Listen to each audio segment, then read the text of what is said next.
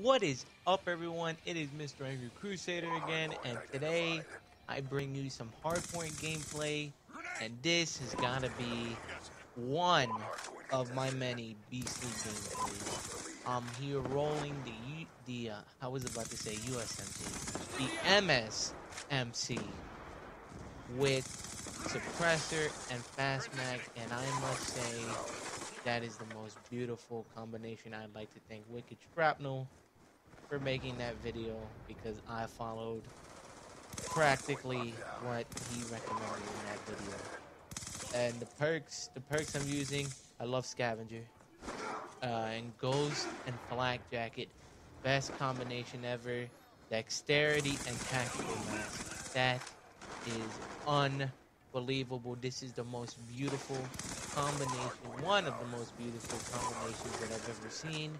I recommend you guys trying it out. And now let's get down to business. I call this my beastly gameplay. That's gameplay. What the freak is a gameplay? I'm sorry. Gameplay. Because in this match, I believe I call in 2 or 3 orbital VSATs, 2 Lodestars, and 3 Warthogs. I might be mistaken. But I know that this is just an amazing match. Now let's take a look at what exactly that I'm doing to get all this magic to happen. And this is just some bull dinky. Okay, I think if you're ever in a situation like that, please don't do exactly what I did. That was done. If you know some kid just threw out a sentry grenade, you're done. You just gotta run.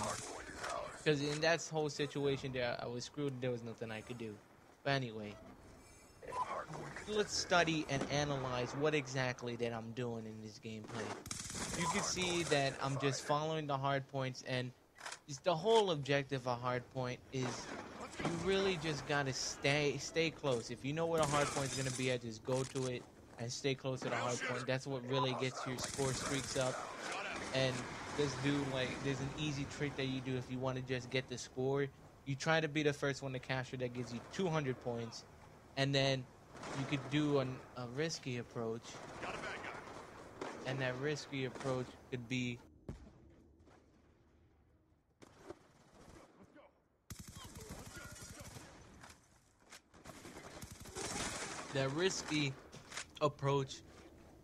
be going into the hard point, getting out of the hard point, waiting for an enemy to appear in that hard point, and as soon as you see that the hard point's been captured, you got like 10 seconds or 5 seconds before they realize that you're there, and you go in and you kill everybody in that hard point, and just run out and let another enemy come by. That really gets your score up, because I think it's like another 200 points or 250 points, I think, for killing a person that's in that hard point. And it's 125 for defending that hard point. But if you kill somebody who's recently captured it, you're most definitely gonna kill him and get enough points. Excuse me. That's some bullcrap. I hate it when kids just jump out of windows and hit me with their shotgun. That's no bueno. Alright. As I was saying, again with the hard point, this is the best game for disregard that. This is the best game mode to play if you want to get like high scores. You could play domination, but you know, I think it's a lot easier to go into hardpoint and just do what I did to get those score streaks. And it's really good to have at least 2 friends with you, because I had like 2 of my friends in here with me, and they were really helping me out. They were like telling me what people were and whatnot, and they were really getting all that VSAT assist. VSAT, also a beautiful score streak. If you're one of those guys that you like to go for a high score streak, one of them I recommend is being the VSAT, because you get 10 points. I think it's 10 points for every VSAT kill. Just the VSAT does. It's amazing. That's all I gotta say. It's amazing. Nobody can hide from it, even if they're a ghost. So I gotta say with that, roll high score streak. You roll high score streaks. Gotta have that VSAT. That VSAT is the most helpful thing, especially for objective game mode. Now, you could try to do this tactic going in and, you know, but it really doesn't work. Like going into domination to get high score. I mean, you could do that. I just find it more difficult because it's just, I feel like a lot of people just camp. I mean, not camp the flag, but like they hardcore defend that flag, and it's really hard to do. I mean, I'm not a professional at it, at domination and getting score streaks, so you probably have to go watch somebody else who is better at me in domination getting score streaks. That was a lot better like when kill streaks were in domination, but in here score streaks, hardpoint is the way to go. It is the way to go. And let me tell you how amazing this Warthog is on small maps. This freaking Warthog will destroy everybody in its path. And I mean everybody. No chance whatsoever. These kids were just dying and dying. I think they cried over their microphones. That sucks for them. But this freaking thing is amazing. The Lodestar? I like the Lodestar. I don't think I'm a huge fan of it. It's cool and all. But I think I probably prefer the VTOL, but then again, the VTOL is really easy to shoot down. So if you want a score streak that's not easy to shoot down, that's an aircraft, probably go with the Lodestar because it takes a lot more missiles to. At least I think it takes a lot more missiles to take out a Lodestar than it does a VTOL. And it's higher up than the VTOL, but the VTOL is still a good choice for like domination and whatnot. Hardpoint not too much, but for the Lodestar on Hardpoint, yeah, that makes a lot more sense. Never, let me tell you right now, never use the Warthog or the Lodestar on really closed maps like Cargo. Cargo. What else is a closed map?